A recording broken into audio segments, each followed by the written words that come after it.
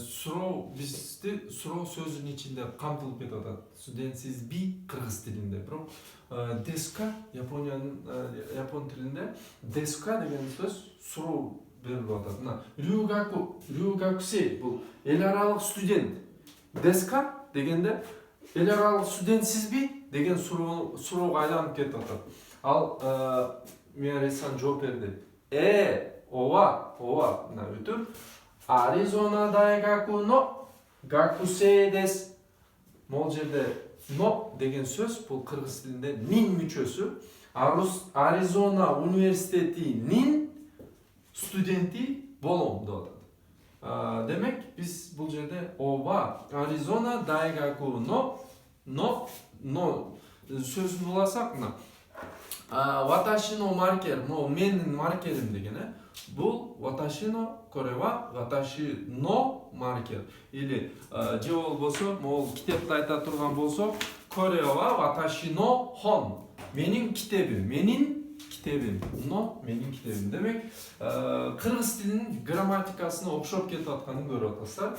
Анан бул жерде Такеш-сан айтып атат. Соо деска. Ошондойбу кыргызчада. Ошондойбу. Соо деска. Сенко ва нан деска.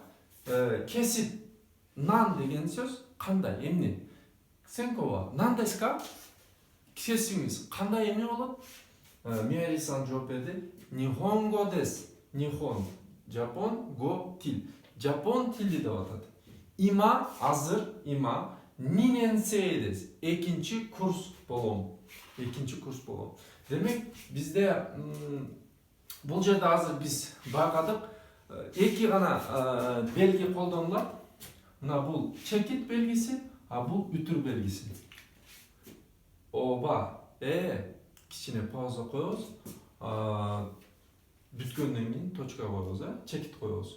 Демек, мындай суроо белгиси жок, илеп белгиси жок болгону эмне бар? Бүтүр жана чекит гана колдонулат. Болгону сөздүн эмоциясын, интонациясын карап туруп сиз аныктап алсаңыз болот.